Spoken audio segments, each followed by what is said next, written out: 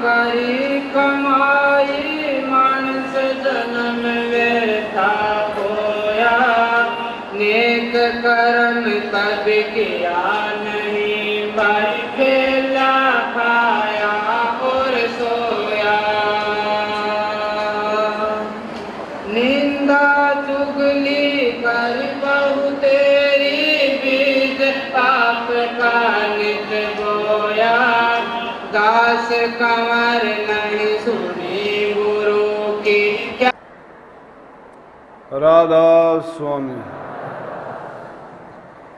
राधा स्वामी दयाल की दया, राधा स्वामी सहाय, राधा स्वामी। प्यारी साध संगत जियों, बुजुर्गों, माताओं, बहनों, भाइयों, नौजवान साथियों, बच्चों,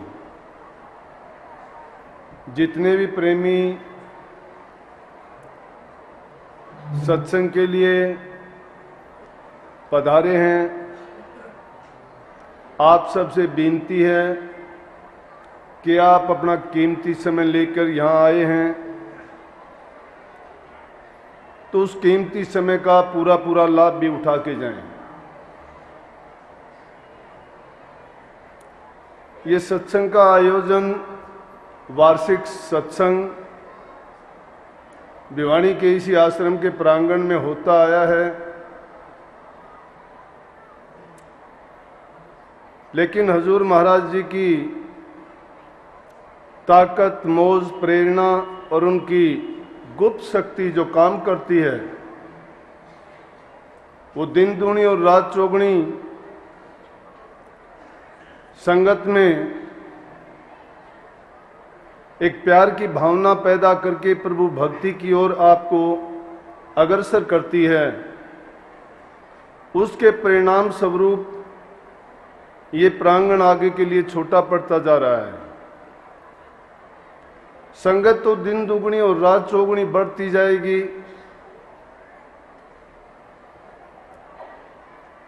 लेकिन आप लोगों में ये भावना होगी,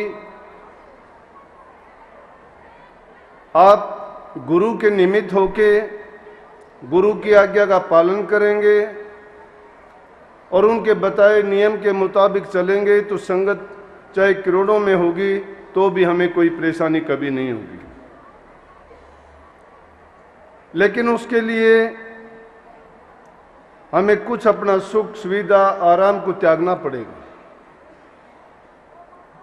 हम दूसरे को सुख केवल और केवल तभी दे सकते हैं जब हम अपना सुख, अपना आराम थोड़ा त्यागना पड़ता है। और जहां त्याग की भावना आ जाती है, जहां हम दूसरे के लिए अपना कुछ त्यागते हैं, छोड़ते हैं, उससे हमें जो आनंद मिलता है उससे कहीं अधिक जिसके लिए हम अच्छा करते उसको मिलता है। और उसके मन में उठने वाली भावना, हमारे प्रति प्यार और उनके शुद्ध विचार हमारे जीवन में ऐसी बहार, ऐसी खुशियाँ और ऐसा आनंद ला देते हैं कि हमें किसी से कुछ मांगने की, याचना करने की जरूरत नहीं रहती। सत्संग के कार्यक्रम के साथ साथ मैंने एक ये तरीका निकाला था, क्योंकि इन्होंने ये 2 मार्च का दिन, क्या दिन मनाना है, दुनिया की उल्टी रीत होती है, संतों की बड़ी सीधी बात और स्पष्ट होती है। जैसे कबीर साहब ने कहा है ना दुनिया के बारे में कि दुनियादार तो मौत से डरते हैं लेकिन संत लोग मौत को गले लगाते हैं। वो हंस के स्वीकार करते हैं और कहा है कि जिस मरने से जग डरे मेरे हो आनंद, कद मरिए कद पाइए पूर्ण परमानंद। लेकिन मरने मरने में अंतर है। ये वो मरना नहीं है जो संसारियों का मरना है। संत देह रूप में मौजूद जरूर होते हैं लेकिन वो जिंदा नहीं होते संसार में। जिंदा लोग अपने इंद्रिय सुख के लिए, मन की इच्छाओं की पूर्ति के लिए और अपनी भावनाओं को नित नित नई नई चीजों से, इच्छाओं से और तृष्णाओं के गुलाम बना के जिया करते हैं। लेकिन संत इस संसार में होते हुए, सब वस्तु में पास होते हुए भी उनको त्याग के उसी तरह से रहते हैं जिस प्रकार से कमल का फूल कीचड़ में रहता है, जिस प्रकार से मुर्गा भी जल के अंदर रहती है। जितना समय वो जल में रहती है, जब उसको वहां से निकलना होता है उस पर उसके पानी के भीगने का उसकी पंखों पर असर नहीं होता। तो ये जन्मदिन का बहाना था, इन्होंने कुछ ज्यादा ही बढ़ा चढ़ा के करना शुरू कर दिया। मैंने बहाना लगा दिया कि जो सालाना सत्संग है वो 2 तारीख का ही रख देंगे, ताकि ये ज्यादा आडंबर नहीं करेंगे और सत्संग का सत्संगियों को पूरा लाभ मिल जाएगा। इसीलिए उन दोनों को मिला के एक कर दिया गया। सालाना भंडारा ये इसी नाम से किया गया, परंतु हम दुनियादार लोग तो जन्मदिन मना के खुशियां मनाते हैं, कहते हैं कि अब मेरा बच्चा, मेरा लड़का, मेरा बाप, मेरा भाई 10 साल का हो गया, 15 साल का हो गया, 20 का हो गया, 30 का हो गया, अब इसकी सिल्वर जुबली है, गोल्डन जुबली है, डायमंड जुबली है। कितना हम खुशियां मनाते हैं और कितना उस पर पैसा खर्च करते हैं और बड़े खुश होते हैं, लेकिन खुश होने की बात उसमें नहीं होती, हमें उसका दुख होना चाहिए। सबको पता है, सारे ग्रंथों ने, सब संतों ने, महापुरुषों ने, सब ने बखान किया है कि मनुष्य का चोला बड़ी मुश्किल से मिलता है। 84 लाख योनि में इंसान जब ये जीव घूम लेता है, जब इंसान का चोला मिलता है। और जब चोला मिलता है तो इसके पास एक ऐसी पूंजी होती है कि जिस पूंजी से इसको मालो माल होना चाहिए था। युग युगांतरों तक ये जीव जो कर्म का भोगी था, उन जन्मों में जो इसने मंदे चंगे कर्म किए थे और उस कर्म के भार को लिए हुए कर्म भोगी बनता हुआ भोगता रहा, क्योंकि उन योनियों में इसके पास ऐसा कोई तरीका नहीं था कि अपने कर्म को काट सके। जब वो 84 की चक्कर पूरा हुआ, इंसान का जन्म मिला, तो इसको अवसर मिला कि गुरु का संग मिले। जब गुरु का संग मिल जाता है तो गुरु किस लिए आते हैं संसार में? इस काल के मारे हुए जीवों के फंद काटने के लिए, 84 से बचाने के लिए और उनको निज देश में, उनके निज घर में भेजने के लिए संसार में प्रकट होते हैं। तो जीव जो भागी होते हैं, संतों की शरण में जाते हैं, उनका सत्संग सुनते हैं, उनके सानिध्य में रहकर अपने कर्म को, जो पिछले कर्म का था उसको भी काट लेते हैं और अपने अगत के लिए नाम की कमाई करके, शुभ कर्म करके अपने आगे का जीवन भी बना लेते हैं। उसको फिर संसार में दोबारा आना जाना नहीं पड़ता। लेकिन हमें इस चीज का दुख होना चाहिए, पल पल करके जो कीमती समय हम इंसान चोले का गवाते जा रहे हैं और प्रभु की भक्ति नहीं करते, नेक काम नहीं करते। मन से, वचन से, कर्म से हम हर प्रकार से मंदे चंगे कर्म करके इस जीव के साथ बहुत बुरा करते, इसके और भार ला देते हैं। आए थे कुछ कम करने के लिए, लेकिन हमने तो और ज्यादा कर्म बांध लिया। जब ही तो जन्म लेत तब ही तो आयु घटे, माँ तो कहत मेरो बड्डो होत जात है। आज और कल और दौड़ो दौड़ो फिरत खेलत और खात है। बचपन गयो जब जवानी लगी है आए, जवानी के बीते बुढ़ो डोकरो दिखात है। बुझ गयो तेल मिट गयो तेल, बुझ गई बाती, ऐसे ही इंसान को जन्म चलो जात है।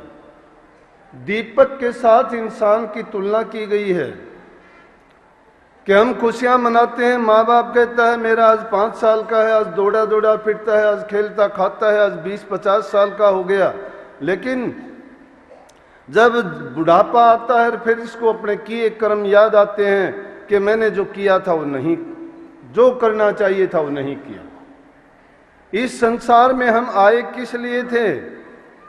ये तो काल के मांगे हुए जीव थे, दे दिए गए, लेकिन इसको कर्म करने की आज़ादी दी। उस आज़ादी का नाजायज फायदा हमने उठाया और अपने कर्म को नहीं संवार सके, संतों की शरण में नहीं गए।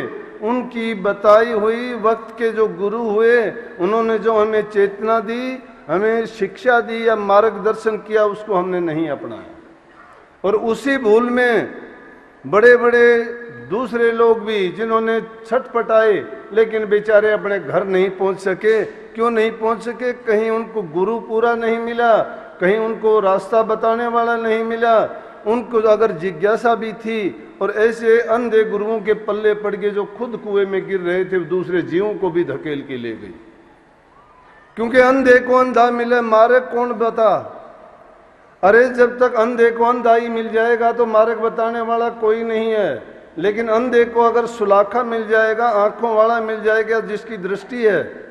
अब संतों की दिव्य दृष्टि है, उनका तीसरी आंख खुली हुई है, उनकी जो अंदर की ज्ञान चक्षु है वो खुला हुआ है, जो सारी इस रचना के भेद को, उस मालिक के गुण को, उनके मिलने के रास्ते को और उनके तौर तरीकों को जो जानते हैं, उनका सानिध्य और उनका संग करेंगे और वो तुम्हें कैसे बता देंगे? बड़े सहज में बता देंगे। संतों का मार्ग बड़ा सहज मार्ग है। सबसे पहले वो कहते हैं कि अपने आदमी पारिवारिक जीवन को सुखी बनाओ। पारिवारिक जीवन सुखी कब होगा? जब इंसान का स्वास्थ्य ठीक रहेगा।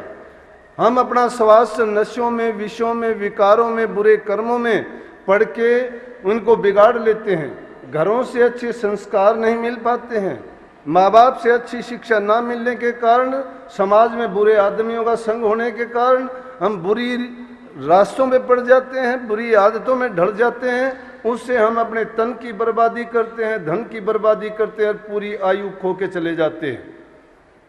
लेकिन जब संतों के शरण में जाएंगे, संत हमें मर्यादित करेंगे, मर्यादा में बांध देंगे, नियमों में जकड़ देंगे। वो कहेंगे कि तेरे निमित्त ये काम ठीक नहीं है। अब खुशी किस बात की है? मैं तो इस बात की खुशी मनाता हूँ कि जब आप लोग कहते हो या मेरी बात को सुनते हो, मैं इसको कभी अपना नहीं मानता हूँ।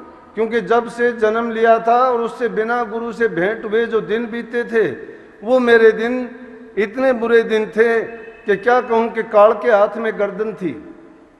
जो बुरी आदतें थी, लेकिन गुरु की जब शरण में आए, गुरु ने वो सहज भाव से ऐसे काट दिए, ऐसे निर्मल बना दिए, तब गुरु के ज्ञान का पता लगा।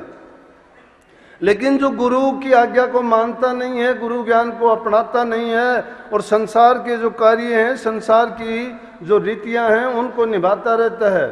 अरे संसार के रीति रिवाज को एक छोटा सा भी अगर हमने किसी से संबंध जोड़ा, उसके साथ लाख संबंध जुड़ते हैं। अगर किसी से तुम्हारी शादी हुई, शादी होने के बाद तुम किसी के बाप बने, किसी के दादा बने, किसी के ससुर बने, किसी के कुछ बने, किसी के फूफा बने, किसी कितने नाते जुड़ गए। अब उन नातों को सबको निभाने के लिए आपको कितनी क्या करनी पड़ती है। कभी किसी का कोई बात है तो कभी किसी की बात है। तो स्वामी जी महाराज ने इस बात को ऐसे सुंदर लफ्जों में बांध के कहा। वो कहते हैं, बंधे तुम गाढ़े बंधन आन, कि तुम गाढ़े बंधनों में बंधे हुए हो। पहला बंधन पड़ा दे का, दूसर तिरिया जान, तीसर बंधन पुत्र विचारो, चौथा नाती मान। नाती के कई नाती होवे, फिर कहो रहा कौन ठिकान।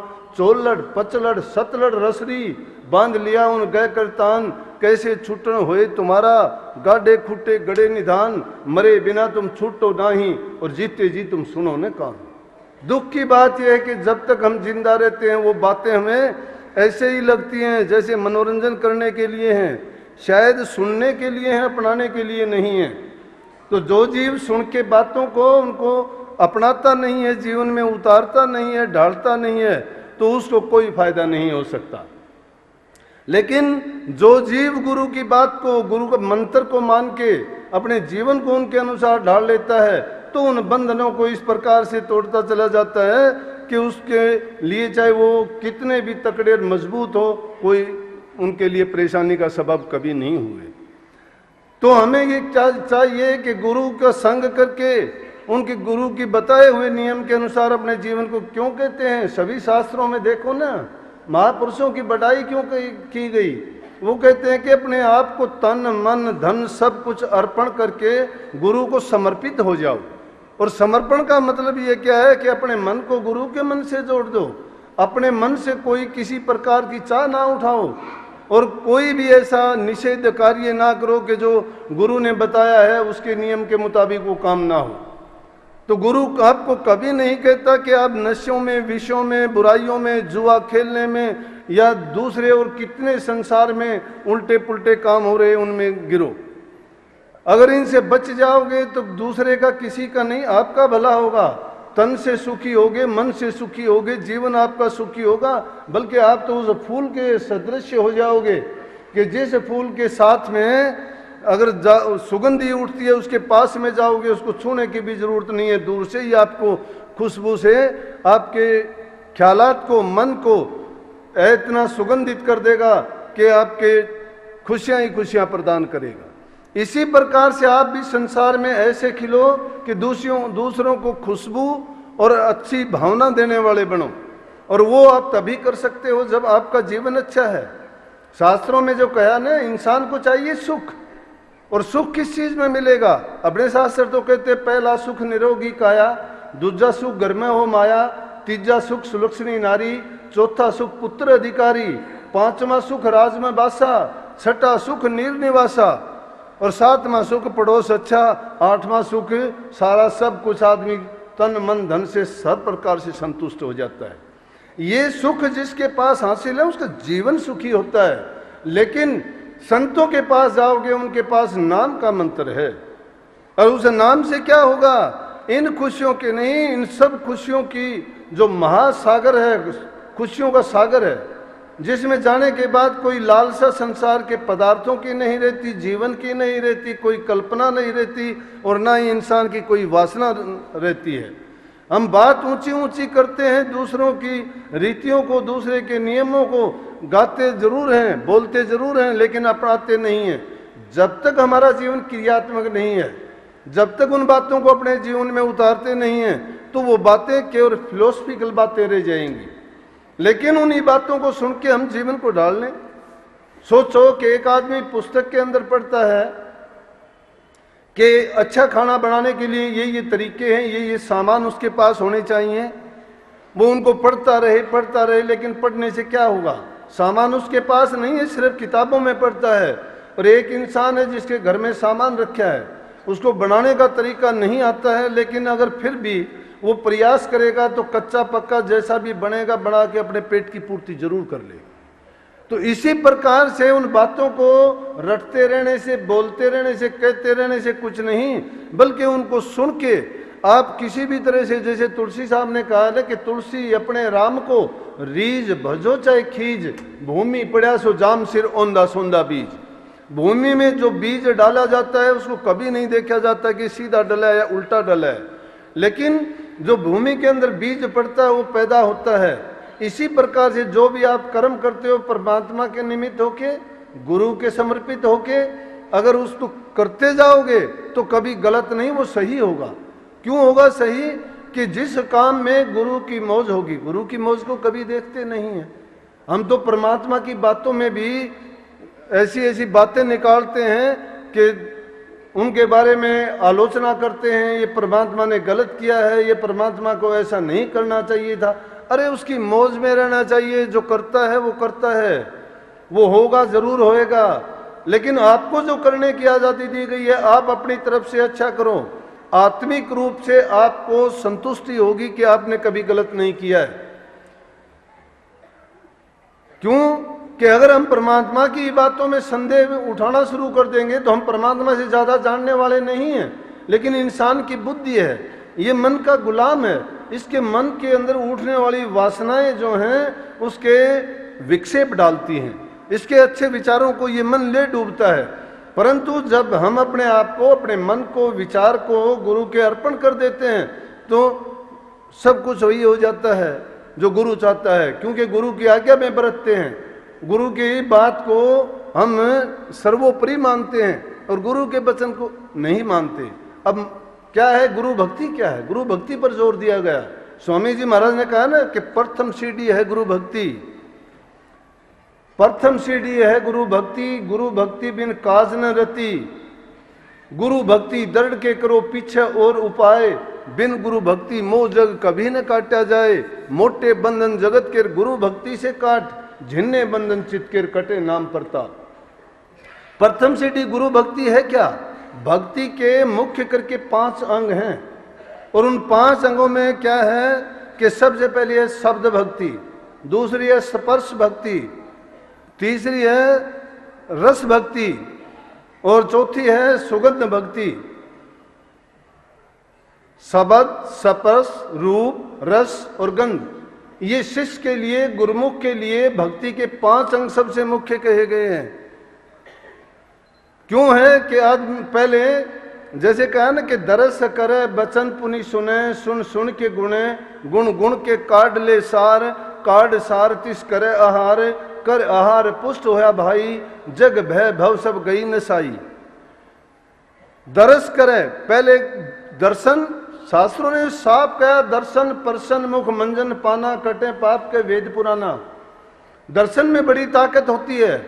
जिस किसी भी महापुरुष के दर्शन करोगे, उनके आंखों से, उनके जो चेहरा है उनसे, उनके नूर से, उनकी जो दिव्य ज्योति है, उन्होंने जो नाम की कमाई की हुई है, उनके आंखों के द्वारा, उनकी जबान के द्वारा, उनके इशारों के द्वारा और सूक्ष्म रूप से उनमें से उस ताकत का जो प्रवाह निकलता रहता है।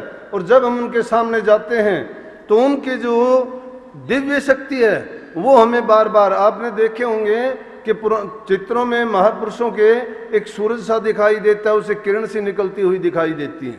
उसका मतलब क्या है? उसका मतलब ये थोड़ी है कि उसके पीछे सूरज है। उसका मतलब यही है कि उनमें से दिव्य शक्ति है वो इसी प्रकार से प्रवाहित होती रहती है। और ज्यों ही उनके पास में जाते हैं, उनका सानिध्य करते हैं, करीब जाते हैं, तो वही दिव्य शक्ति हमारे ख्यालात के अंदर, हमारे शरीर के अंदर प्रवेश करके हमें एक ऊर्जा देती है, हमें ज्ञान और एक शक्ति देती है। तो पहली चीज क्या कहा कि पहले दरस करो, फिर वचन सुनो, और उन वचनों को सुन सुन के गुण गुण के उसका सार काढ़ो। किस प्रकार से सार निकालो? आप देखते हो सभी जमींदार आदमी हो, गाय भैंस बकरी जंगल में चरने जाती हैं, और वहां जंगल में क्या करते हैं, जाने के बाद वो पूरा दिन चरते रहते हैं, घास खाते हैं, पेड़ पौधों को खाते हैं। वो नहीं देखते कि भाई मैंने कैसा खाया है, या ना उसको चबाते हैं। उसको खा के अपना पेट भर के घर में आ जाते हैं। जब उनको फुर्सत मिलती है, बैठने का समय मिलता है, फिर उसको पेट में से निकाल के और दोबारा से उसको चबा के फिर हजम करते, उसको जुगाड़ी करना कहते हैं। इसी प्रकार से शिष्य को चाहिए कि गुरु से जो वचन हमने सुने हैं, उन वचनों को जब भी हमें फुर्सत के लम्हे में, फुर्सत के क्षण मिलते हैं, उन क्षणों में हमें उनको याद कर करके और उनके बारे में सोचना चाहिए। जितनी बार आप सोचोगे उतनी बार उनमें से आपको एक नई शिक्षा, नई चीज उनमें से निकल के आएगी, जो आपको हर समय आपका मार्गदर्शन करेगी और एक नई ऊर्जा आपको देती रहेगी। तो पहली क्या है कि पहली भक्ति बताई शब्द भक्ति। सतगुरु के जाके शब्द सुनो, शब्दों का इस प्रकार से जिस प्रकार बताया गया है एकांत में और फुर्सत के समय में उनको पुनरावृत्ति करके मन में याद कर करके अपने जीवन में उतारने की कोशिश करो।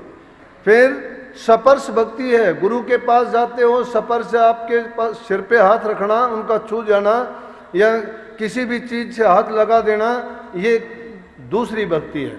तीसरी रस भक्ति है, रूप भक्ति है। जब उनके रूप को जाके देखेंगे, उनके रूप में ख्यालात को अपने एकाग्र कर देंगे। शक्ति एकाग्रता में है।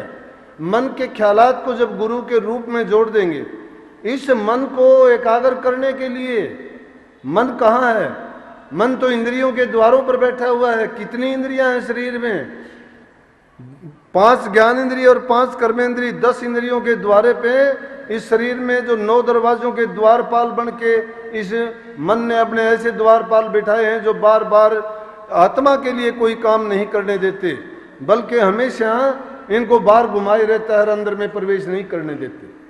इसलिए उनको क्या करना है कि जो मन की वृत्तियों का बिखराव है उनको बाहर से हटा के गुरु के रूप में, गुरु आदर्श है।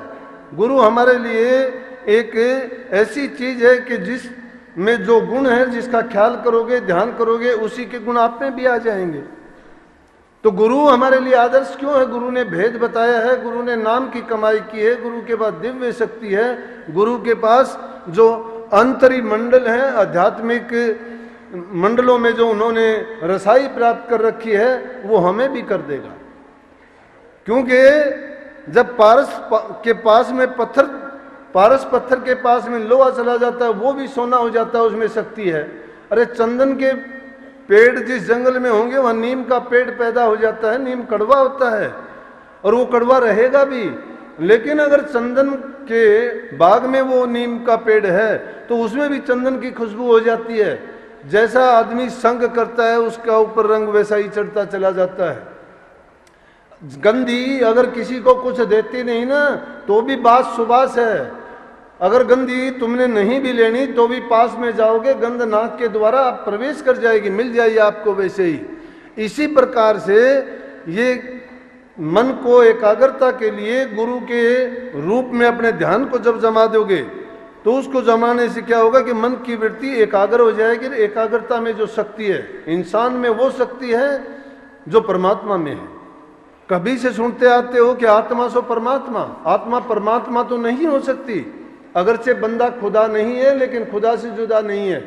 ये आत्मा परमात्म रूप है, इसमें वही गुण थे, वही शक्ति थी। ये सूक्ष्म है और वो विशाल है, लेकिन इसमें सूक्ष्मता में गुण थे, इस पर मल के वक्षेप के आवरण के पर्दे चढ़ गए और वो पर्दे इस पर गिरने के बाद क्या हुआ कि इसकी चमक, इसकी शक्ति वो दब के रह गई है। लेकिन गुरु के पास जब जाते हैं तो गुरु उनको एक एक करके हटा देता है, मल वक्षेप आवरण के पर्दों को हटा देता है। ये त्रिगुणात्मक संसार है, हर चीज तीनों से बंधी हुई है और इसमें जब गुरु के पास जाते हैं वही इन त्रिगुणात्मक संसार से बचा के सार गुण में ले जाता है, जो चौथे पद में है, यहाँ नहीं है। कोई मंदिर जा मूर्त पूजे, कोई तीर्थ, कोई व्रत में जूझे, ये सब भूला भटका खाया, कोई न इनका भरम मिटाया, जो कोई इनको कह समझाई, उल्टी माने करें लड़ाई। ये ढूंढे त्रिलोकी माही, नाम बसे चौथे पद माही, तीन लोक में बसता काल, चौथे में रहे पुरुष दयाल। जो तुमको सतगुरु पूरे मिल जाते तो वो भेद नाम का गाते। पूरा सतगुरु अगर मिल जाता है, नाम का भेद तुम्हें समझा दिया, नाम का भेद है क्या? ये अंतर की कमाई की चीज है। जब पूर्ण गुरु के पास जाओगे, स्थूल सूक्ष्म और कारण शरीर के छह जो आध्यात्मिक मंडल है अंदर के, चारों प्रकार की वाणी, 72,000 नाड़ी, 52 अक्षर, हर देवता का ठोड़ ठिकान, उनकी शक्ति और उनके मंजिलों का तफसील वाइज आपको भेद समझा के उनमें से अंदरों की रूहानी सैर करवाते हुए अंदर ले जाएंगे।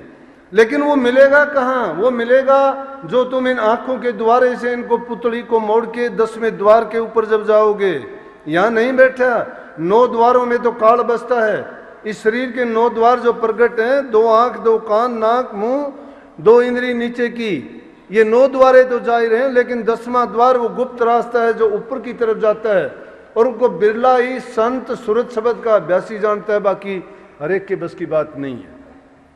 लेकिन जो शब्द की भक्ति करते हैं, जो आत्मा को परमात्मा से मिलाना चाहते हैं, उनको जो शब्द गुरु मिल जाता है। गुरु भी एक प्रकार का नहीं है, गुरु हैं 4 प्रकार के, अपनी अपनी संत।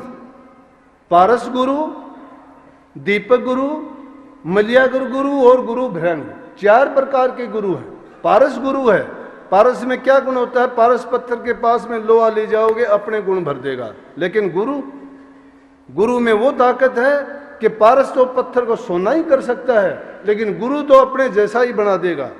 अपने गुण, अपनी शक्ति, अपनी ताकत, अपना जानशीन मुकर्रर कर देगा, यों की तो नहीं, उससे भी बढ़ के उसको ताकत दे देगा।